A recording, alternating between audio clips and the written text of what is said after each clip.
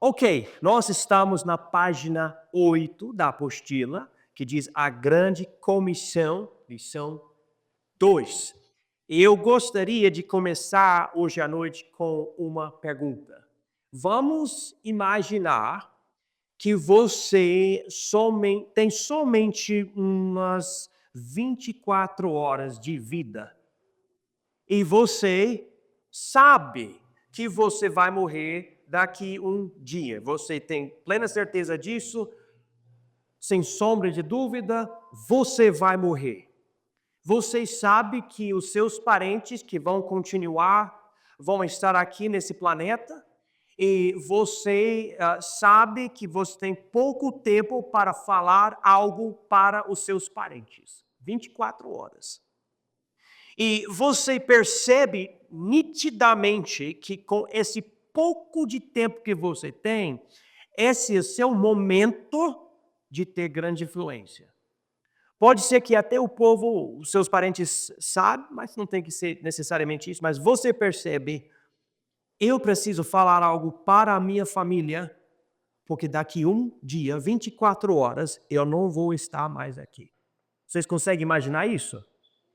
Agora, o que você falaria se isto fosse a sua situação nesse momento? Eu tenho 24 horas, o que é que eu vou falar para os meus parentes? Alguém quer me dar uma ideia de algo que você falaria se você estivesse numa situação dessa? 24 horas, filho, marido, mãe, o que você falaria? Oi? Não vai falar nada, não vai falar nada. Tá bom, ok, beleza. Não vai falar nada. Outra pessoa, o que você falaria? Hum? Tem uma ideia? Quem fala, pastor, eu não tenho a mínima ideia. Não tem? Não tem? Oi? Você falaria algo sobre Jesus? Ótimo, eu acho muito bom muito boa essa resposta. Ok, bom. Agora, quando Jesus voltou para o céu, ele não morreu, que ele já tinha morrido, já ressuscitou. Quando ele voltou para o céu, ele tinha as últimas palavras dele. E quando você consegue compreender essa realidade, essas são as últimas palavras dele, então você vai pensar, então se essas são as últimas palavras de Jesus antes de voltar para o céu, devem ser palavras bem importantes. A última coisa que o Deus que se encarnou falou para o povo, o que é essa última mensagem? Alguém tem uma ideia? O que é que Jesus falou antes de voltar para o céu? Alguém pode me dizer o que é que falou? Ele falou que ele voltar, certo? E também outra coisa que ele falou que tem a ver com o tempo antes de ele voltar. E de pregar o evangelho a toda a criatura. Ou seja, o título de lição 2, a grande comissão. E a grande comissão, a gente vê na Bíblia umas 5 vezes. Você vê no livro de Mateus, Marcos, Lucas, João e Atos. Essa grande comissão é a obra da igreja. Se você faz parte da igreja, se você tem certeza que você é membro da igreja que Jesus fundou, levanta a mão, por favor, eu sou membro da igreja que Jesus... Amém. Então, essa grande comissão foi dada para você. Você faz parte, então você tem essa missão para a sua vida. Na verdade, essa coisa mais importante deve ser a maior preocupação de cada um de nós, essa grande comissão. Que interessante que a gente pense sobre dinheiro, emprego, casa, filhos, casamento, futuro aqui na terra. Só que quando Jesus voltou para o céu, ele falou: ide, pregai o evangelho a toda a criatura. Certo? Então, tudo que a gente faz na igreja e tudo que você faz na sua vida pessoal deve estar ligado com a grande comissão. Nada deve ficar deslocado, desligado, tipo aqui eu tenho a mim. Por exemplo, eu não devo ter uma vida sagrada no domingo e uma vida secular na segunda. Para o crente, cada dia da semana é o dia sagrado, dedicado a Deus. Meu emprego, minha renda, meu jeito de criar os meus filhos, ou seja o que for, tudo que eu faço, eu devo ligar com a grande comissão. Por que eu faço isso? Por causa da grande comissão. Tudo. As últimas palavras de Jesus. E quando ele dá essa grande comissão, ele fala que é uma obra global. Nós estamos aqui em Ouro Preto. Nós estamos ocupados com as coisas de Ouro Preto. Nós ficamos preocupados com a política de Ouro Preto, com o futuro de Ouro Preto, com a economia de Ouro Preto, tudo isso de Ouro Preto. Só que Ouro Preto não é esse planeta inteiro. Ouro Preto é uma cidade. Eu nasci em Colorado Springs, Colorado. Eu estudei em Pensacola, Florida. Eu casei em Petersburg, Virginia. Eu voltei a estudar em Powell, Tennessee, mas Deus queria me enviar para Ouro Preto do Oeste, Rondônia, Brasil. A grande comissão, para mim, Deus me tirou de um lugar e colocou no outro. Deus não faz isso com todo mundo. Às vezes ele fala, não, você não vai, você vai ajudar alguém que vai. Você não vai, mas você vai orar pelos que estão indo. Você não vai, mas você vai dar oferta para liberar a pessoa e ir para outro lugar. Essa é a ideia. Porque a grande comissão é uma comissão ou uma obra global. Outra coisa muito importante sobre essa obra é uma obra humana. Sabe, Deus é poderoso, Ele é todo poderoso e dá para Ele ir para qualquer lugar, a qualquer momento, certo? Deus não precisa de mim, Deus não precisa de vocês. Se Deus permitir eu falecer em 2025, ninguém deve dizer, e agora a obra aqui no Ouro Preto, a Igreja Batista Independente vai ter que fechar. Não precisa fechar. Deus está no trono, Ele consegue fazer tudo aqui. Ele pode levantar alguém da nossa igreja para ser o próximo líder, pastor, né? William talvez, né? William está pronto? Não, bom, mas é possível? Deus consegue fazer isso. Eu era um rapaz muito quieto quando eu era criança. Eu estava na escola, eu ficava desenhando coisas durante as aulas, outras crianças conversando, e eu só na minha, né? Pregar? De jeito nenhum! Mas Deus fez isso na minha vida. Agora eu já preguei nem sei quantas igrejas aqui no Brasil e lá nos Estados Unidos. Daí, vamos chegar aqui nessa folha. Eu falei várias coisas. Eu gostaria de ler esses parágrafos de introdução aqui no início. E daí nós vamos analisar a grande comissão em Mateus, Marcos, Lucas, João e Atos, ok? Então, diz aqui, a grande comissão é a obra do povo de Deus na época da igreja. É de grande importância, porque é a última coisa que Jesus disse antes de voltar ao trono dele na glória. Encontra-se em 5 passagens diferentes na Bíblia. E você vê aqui na folha, Mateus 28, Marcos 16, Lucas 24, João 21, Atos 1. Na verdade, seria bom você memorizar pelo menos uma dessas versões da grande comissão. Fala, eu vou colocar isso no meu coração, porque é a missão que Jesus me deu como membro da igreja. O papel de cada igreja local é cumprir essa comissão, pois não há outra missão a ser cumprida e não há outra entidade qualificada para cumpri-la.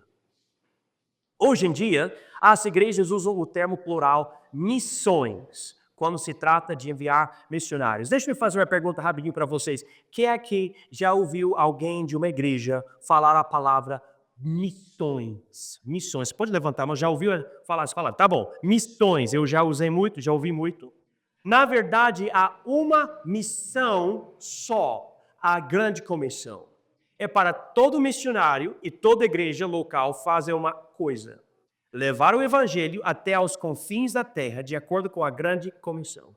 Cada missionário, porém, tem a missão dele de ir a um ou mais lugares específicos, aprendendo a língua e se adaptando para a cultura, a fim de alcançar alguns com o evangelho. No meu caso, Deus me chamou para o Brasil. É para eu ficar aqui no Brasil para sempre? Eu acredito que sim, mas eu não tenho certeza se ele um dia me direcionar. Eu sinceramente não sei. Ele nunca deixou muito claro a ideia de eu ficar, mas no meu coração é para eu ficar aqui. Se ele mudar isso, ele vai ter que mudar isso dentro de mim. É importante que o povo de Deus não perca a visão global da grande comissão enquanto estão fazendo a sua missão em uma região específica. Em outras palavras, irmãos, nós estamos aqui. Quem quer ver essa igreja crescer, levanta a mão. Quem quer ver a gente arrumar nosso próprio prédio em vez de lugar aqui? Eu também. A quem quer ver um coral cada vez mais desenvolvido, cantando os louvores de Deus? Quem quer ver crianças e jovens crescendo e se casando e formando famílias na nossa igreja, fortalecendo a igreja aqui, tendo um grupo impactante? Quem quer ver isso? Eu quero ver tudo isso. Só que é muito possível, e acontece muito nas igrejas, que o povo fica tão focado no que está acontecendo aqui, que esquece que Jesus falou da grande comissão. Que nossa igreja existe aqui para impactar aqui, mas também com o alvo de alcançar povos até os confins da terra. A gente precisa lembrar disto. Quando a gente pensa sobre África, Ásia, Austrália, Europa, América do Norte, América do Sul, uma ilha, seja o que for, a gente tem que lembrar: Deus quer alcançar povos em cada região desse planeta. Ele quer usar até a nossa igreja local, a Igreja Batista Independente de Ouro Preto do Oeste. Não importa o nosso tamanho, a nossa situação financeira, Deus quer nos usar. Agora, acima de tudo, se vê que Deus decidiu confiar a responsabilidade de ganhar o mundo a Cristo para o povo dele. Ainda que ele queira que todos os homens sejam salvos e venham ao conhecimento da verdade, essa salvação não fica mais importante do que a operação de Deus naqueles que já são salvos. Deus quer usar a igreja no evangelismo do mundo, assim como ele queria usar Israel como uma bênção ao mundo, sendo o reino sacerdotal e mordomo da palavra, coisas que tinham um impacto global.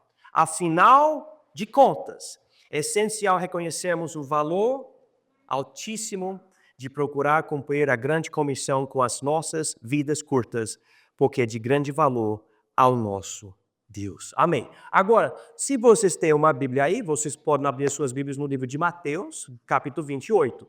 Se você não tem uma Bíblia aí, já tem aqui na folha a passagem. Eu vi que a Cristina chegou agora, boa noite. Se alguém está perto de outro e quer compartilhar, pode passar para a Cristina, que ela vai chorar se ela não tem uma cópia da apostila, né? Não vai chorar não. Ou se quiser compartilhar com a Fabiana, né? Fabiana não morde muito, né? Então você pode compartilhar com ela? Pode? Bom, obrigado, tá bom, ótimo. Que eu passei para todo mundo, não tenho mais aqui. Eu não tenho mais, então vocês vão ter que compartilhar. Que eu não quero imprimir bastante, eu não consigo passar para... Ou eu acabo tendo demais e gastando tinta e folhas. Então, vamos chegar aqui, página 8, onde diz a grande comissão em Mateus, especificamente Mateus 28, versículos 18 a 20, ok? Então, a primeira vez que você encontra a grande comissão na Bíblia é Mateus 28, 18 a 20. Fala essa referência comigo. Mateus 28, 18 a 20. Mais uma vez, Mateus 28, 18 a 20. Ok? Então a gente vai lembrar disso quando você quer falar da grande comissão que Jesus nos deu a primeira vez, Mateus 28, 18 a 20. Diz aqui: após a ressurreição, Jesus apareceu aos 11 apóstolos em um monte designado por Jesus. Diz aqui 11. Jesus não tinha 12? Por que diz 11 aqui? Alguém me fala. O que aconteceu?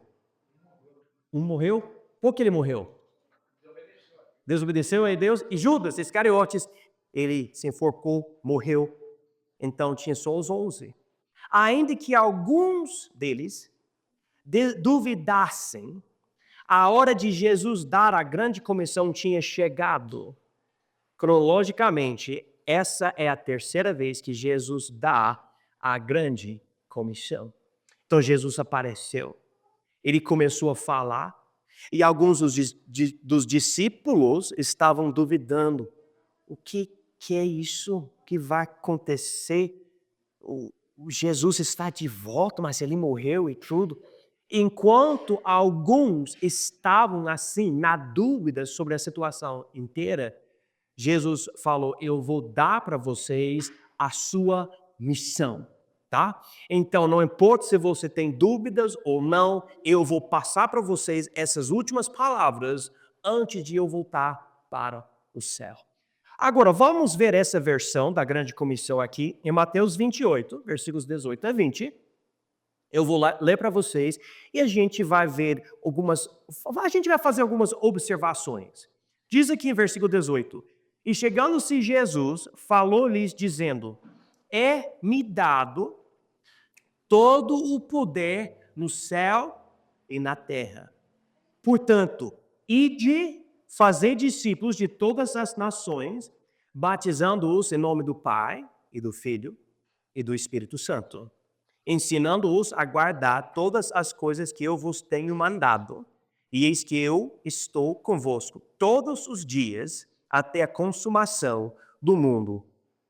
Amém. E esse é o fim do livro de Mateus. Agora vamos voltar para o versículo 18. Diz aqui, chegando-se Jesus, falou-lhes, é-me dado todo o poder no céu e na terra. Marca aí, se não, talvez nem precise que eu marquei, mas pode marcar na sua Bíblia, a palavra poder. Poder.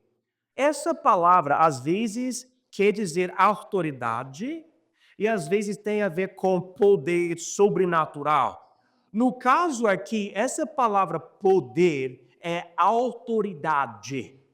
Eu tenho poder para fazer isso porque eu tenho autoridade. E Jesus está dizendo, eu vivi uma vida perfeita, sem pecado, cumprindo a vontade do meu Pai, e eu morri pelo pecado do mundo, Deus aceitou o meu sacrifício, então Ele me ressuscitou, e agora eu tenho acesso à destra dEle, à mão direita, o trono, agora eu tenho toda a autoridade. Toda a autoridade. Quando a gente pensa em Deus e pensa em Deus no trono dele, na verdade a gente deve pensar em Jesus. Eu me lembro de alguém que me falou, quando a gente for para o céu, a gente não vai ver Deus, a gente vai ver Jesus. Porque Deus, a Bíblia diz, é espírito, ele não tem carne, ele não tem ossos. Quem tem carne e ossos é Jesus. Ele foi encarnado aqui na terra. Agora, pergunto para vocês, quando Jesus voltou, como é que ele voltou? Ele voltou só em espírito ou o corpo dele foi com ele? O corpo foi com ele, né? Então, Jesus permanentemente, isso é interessante, tem corpo. A segunda que a Bíblia fala, ao meu entendimento, as únicas cicatrizes que a gente vai ver no céu são as cicatrizes no corpo de Jesus. A Bíblia fala sobre as marcas nas mãos dele no livro de Apocalipse. Agora, alguém pode querer entrar em debate sobre isto, mas a realidade é que Jesus está na destra em corpo humano, ele ainda é Deus, mas também é homem, e ele recebeu a autoridade do Pai. Então, com toda a autoridade do Criador do universo, ele termina o tempo dele nessa terra, e aqui diz, é-me dado todo o poder, toda a autoridade no céu e na terra. Então, ele está no controle de absolutamente tudo. Anjos, homens, demônios, Jesus está no comando, ok? Agora, com essa ideia, note versículo 19. Portanto, a palavra portanto, vocês entendem a palavra portanto, né? Você tem algo aqui e a palavra portanto liga as palavras anteriores com as palavras que vêm depois, certo? Então, portanto, sabendo que eu tenho essa autoridade, ide, fazei discípulos de todas as nações, batizando-os em nome do Pai e do Filho e do Espírito Santo. Agora, na língua original, que é grego, há um mandamento só. Mas a gente tem no português aqui, ide e fazei. Agora, alguém pode falar para mim rapidinho qual é o significado dessa palavra ide? Ide. É para ir, né? Só que a gente não fala ide hoje em dia, a gente fala vai, vai. Porque, agora é uma aula, é instituto, ok? Alguém me ajude. Ide, para mim, como americano, a palavra ide soa tão estranho. Ide parece que você está com algum problema, não sei, mas a palavra ide soa muito estranho nos meus ouvidos americanos. Talvez para você não é nada. Mas alguém me ajude, por que ide? O que é ide? Por que não diz vai ou vá? Por que diz ou vão? O que é ide? Alguém sabe? explicar que era falada que se como não tem, né? Quando mais saberiadas, menos a sucol que palavras eu cons e a brand boy Sim, não, mas vocês estão acertando, é isso mesmo. Não usa mais. Exato, exato. Ok, então, hoje em dia a gente fala você, certo? Ou vocês. Antigamente, e até em certos lugares como Porto Velho, o povo fala tu. E a gente pode entrar em tudo isso, mas existe outra forma de falar vocês, que não é você ou tu, é vós, né? Vós. Vocês ouvem de vez em quando alguém usando vós, falando de um grupo de pessoas? Já ouve algo de vez em quando? Não ouve? Tá bom. Eu sei que lá para Porto Velho eu ouço muito tu. Tu vai? É? Que eu não ouço muito aqui no Ouro Preto. Agora, vós, eu só ouço em contexto religioso uma linguagem muito elevada, eu ouço vós, é vós. Agora, vós, quando você fala vós vão, você não fala vós vão, você fala ide, ide. Essa é a conjugação, vocês acertaram. Então, parabéns para vocês, vocês passaram sua primeira aula de gramática de português na igreja, tá bom? Mas ide, então ele fala ide, mas o mandamento aqui é fazer discípulos de todas as nações, batizando-os em nome do Pai, do Filho e do Espírito Santo. Então, fazer discípulos. Agora tem outro detalhe. Jesus disse, eu vou, eu tenho autoridade, e vocês vão ficar aqui, e vocês vão fazer discípulos. O que é um discípulo? Se você, levanta a mão, se você acredita que você é um discípulo. Se você é um discípulo, levanta a mão. Você fala, pastor, eu não sei se eu sou um discípulo. O que é um discípulo? Alguém tem uma ideia? Seguidor, seguidor. Especificamente no sentido de seguir uma doutrina, seguir o ensinamento. Então você aprende a doutrina e você segue. E para esclarecer, eu acho que todo mundo que já sabe, doutrina no contexto bíblico, doutrina não é usos e costumes de uma certa igreja. Doutrina são os ensinamentos teológicos. Se Jesus é Deus ou não. Se o sangue de Jesus nos purifica ou não. Se Deus é três pessoas em um Deus só. Isto é doutrina. Doutrina. Então, a gente ensina certas coisas e quem segue essas coisas é um discípulo. Eu quero seguir Jesus. Isso quer dizer que eu vou aprender o que ele ensina e eu vou colocar em prática na minha vida. Agora, Jesus diz: vocês vão fazer discípulos. Vocês são meu povo e a missão que eu dou para você é para você duplicar. É para você reproduzir espiritualmente. O fruto do cristão é outro cristão, o fruto do discípulo é outro discípulo, é eu colocando no outro algo para o outro poder ser a mesma coisa e reproduzir, e reproduzir, e reproduzir. Discípulos. Discípulos. Agora então, ele fala, fazer discípulos de todas as nações. Agora, essa palavra eu vou ter que explicar, inclusive a gente tem coisas escritas aqui na apostila, mas marca aí na sua Bíblia a palavra nações. Nações. Essa palavra, no sentido moderno, é a ideia de uma área governada por uma certa política, um certo presidente ou rei ou algo assim, que tem limites geográficos. Só que essa palavra nações, na verdade, tem um sentido diferente. É mais ou menos uma etnia. É um povo. Por exemplo, o Brasil é uma nação no sentido moderno, mas no sentido bíblico, o Brasil tem muitas nações. Muitas nações. Daqui 1h30 você pode sair de Ouro Preto e você chega numa aldeia, é um povo que fala outra língua, que tem outro jeito, tem outra cultura. Aquele grupo é uma outra nação, mesmo o Brasil, mas outra etnia, outro grupo.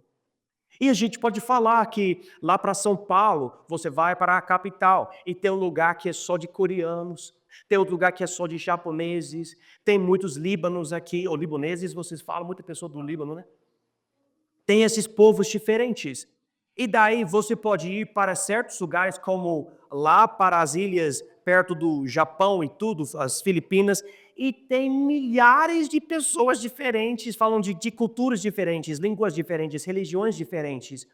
E a grande comissão não é simplesmente eu ir para o Brasil como missionário, mas a ideia é alcançar o brasileiro para que o brasileiro possa alcançar mais nações, mais povos. O objetivo que Deus deu para a nossa igreja é alcançar outros povos. Eu queria vir para essa região mais central na América do Sul, porque eu queria que a igreja que eu planto conseguisse alcançar outros povos, povos no Peru, na Bolívia, na Colômbia, na Venezuela, povos aqui de Rondônia, lá para Amazonas e outros lugares. Como nós podemos, o que eu quero é que a gente alcance esses povos. Então ele fala aqui, fazer discípulos de todas as nações, batizando-os em nome do Pai, do Filho e do Espírito Santo. Agora, batizar é a palavra imerso, dizendo, eu vou colocar você por baixo da água, eu vou levantar você, simbolizando a nossa morte, sepultamento e ressurreição com Jesus. E note aqui, em nome do Pai e do Filho e do Espírito Santo. Em outras palavras, doutrina. O que nós ensinamos, a Trindade. Deus é 3 pessoas, mas Ele é um Deus só. Cada pessoa tem um nome, cada pessoa tem uma obra, mas o Pai é Deus, o Filho é Deus, o Espírito é Deus. E nós ensinamos isso, nós explicamos isso para o novo crente, ele recebe isto. Na verdade, a gente explica isso para o descrente, ele recebe pela fé em Jesus, compreende essa doutrina e nós batizamos essa pessoa nessa doutrina. A pessoa fica imersa nisso. Por causa disso, eu não quero demorar, mas algumas coisas que eu preciso explicar antes de batizar para ter certeza que a pessoa convertida realmente foi convertida. Na Índia, você fala para muita pessoa de lá para receber Jesus, a pessoa fala, legal. E é como se Jesus fosse uma outra estátua, ídolo, que coloca na prateleira com todos os outros ídolos. Ou até aqui no Brasil eu percebi, quando eu falo você precisa receber Jesus pela fé, a pessoa coloca essa ideia na prateleira brasileira com fazer boas obras, frequentar a igreja, guardar o sábado, seja o que for. Mas não é isso. A ideia é que existe somente Jesus que salva e você precisa receber Ele, e Ele é o Filho de Deus. E Deus é o Pai dele e enviou o Espírito Santo. 3 pessoas no mesmo Deus. Então a gente faz discípulos que acreditam nestas coisas. Vocês estão entendendo? Essa é a ideia. Daí versículo 20 diz, ensinando-os a guardar todas as coisas que eu vos tenho mandado, e eis que eu estou convosco todos os dias, até a consumação do mundo. Amém? E a ideia é continuar a ensinar a palavra de Deus, e Jesus fala dos mandamentos dele. A gente pode entrar nisso que eu tenho mais falado aqui embaixo. E daí ele dá essa promessa. Eis que eu estou convosco todos os dias. Então ele começa com algo glorioso. Eu tenho toda a autoridade no céu e na terra. E ele termina, e eu vou estar com você. Eu vim para o Brasil com essa promessa na minha cabeça. Eu vou lá, mas Jesus vai comigo. No evangelismo, nos sábados, às 16 horas, eu vou lá para as casas. De casa, posso entregar um folheto para você? Posso conversar um pouco contigo sobre Jesus? Eu vou lá para a pessoa compreendendo, Jesus está comigo. Está comigo. Essa é a ideia. E daí termina muito legal, diz aqui, até a consumação do mundo. Amém. A consumação do mundo é o fim dessa época. A gente entende, biblicamente, que um dia a época da igreja vai terminar, porque vai acontecer o arrebatamento, Israel vai entrar no foco de Deus de novo, e a tribulação vai acontecer e vários outros eventos. Então, nós estamos fazendo a obra da igreja agora. A gente planta igrejas para que elas possam fazer discípulos e alcançar mais, entre aspas, nações, mais povos. Então, vocês vão ver aqui várias coisas na página 8, aqui embaixo, que eu ensinei, o que eu escrevi aqui na folha. Mas deixe-me levar vocês para a letra D. Eu expliquei várias coisas, mas eu quero chegar aqui. Letra D, na página 9. E vocês podem voltar e ler a apostila, não tem problema, mas eu queria pular um pouco, chegar aqui. Quem são as nações? Eu expliquei um pouco. Vamos entrar um pouco mais nisso antes de eu terminar essa aula. A palavra nações, na língua original, etna, ou etne, da qual se diz no português etnia, note que não é necessariamente um país como o Brasil, Estados Unidos ou Rússia.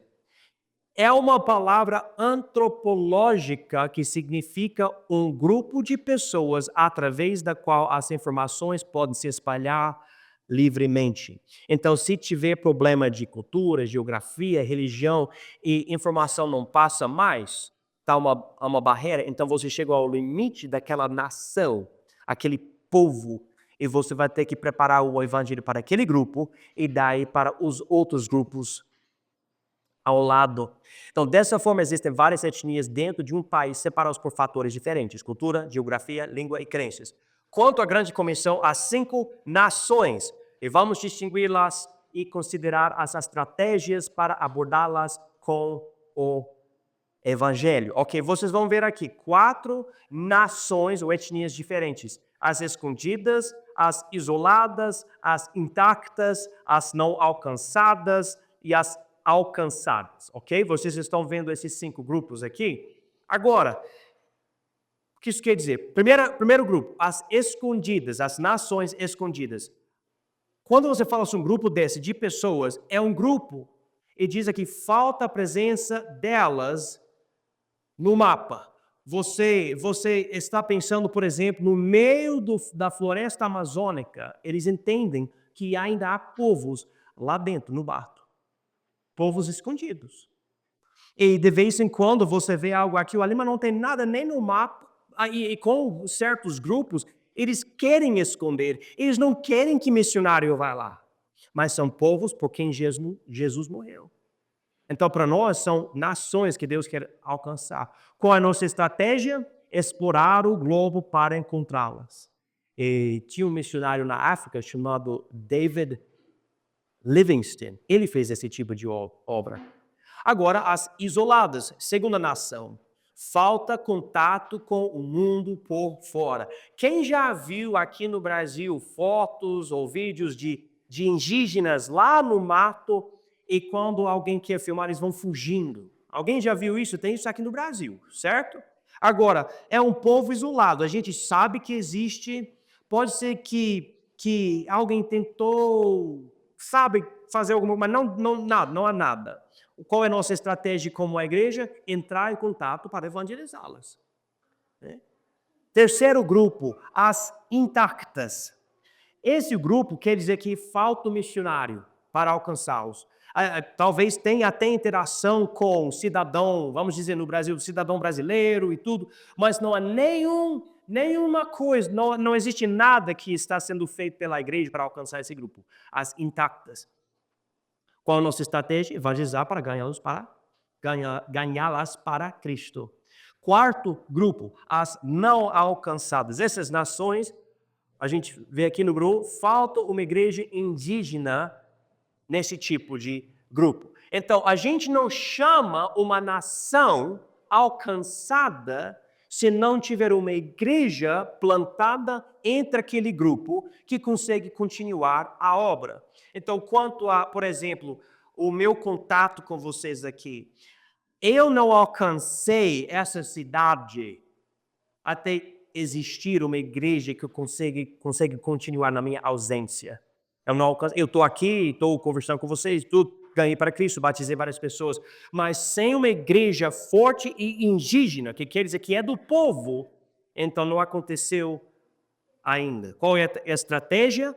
Energizar para estabelecer uma igreja local. E número 5, as nações alcançadas. Não falta nada para continuar a grande comissão. Uma nação não é totalmente alcançada sem possuir uma igreja indígena que consegue alcançá-la, o que eu já falei. Daí, letra E, eu já expliquei para vocês. Vamos chegar aqui em letra F também. Quais são os mandamentos de Cristo que a igreja deve ensinar? Aqui na página 10, diz aqui que Jesus trouxe ao povo de Deus a interpretação correta dos mandamentos do Velho Testamento, dizendo, eu, porém, vos digo. Porque os judeus tinham crido que uma observação superficial dos mandamentos é a única exigência da lei de Deus. Através dos ensinos de Jesus, ficou óbvio que Deus quer que o homem guarde a lei de coração. Não somente de acordo com a letra, mas também de acordo com o espírito por trás da letra. E que o homem não é capaz de fazer isso por causa da fraqueza da carne. O Novo Testamento de Jesus enfatiza que os mandamentos de Jesus são espirituais e bem mais profundos do que os 613 mandamentos do Velho Testamento. Além disso, é para a igreja evangelizar a todos, batizar os convertidos, estabelecer igrejas locais, celebrar a ceia do Senhor, ensinar e crescer na palavra. Então, na grande comissão, em Mateus 28, Jesus falou para a gente ensinar a guardar os mandamentos dele. O que Jesus trouxe é a interpretação correta dos mandamentos. Então a gente tem que compreender muito bem o que Jesus ensinou e passar isso para as pessoas que a gente quer alcançar.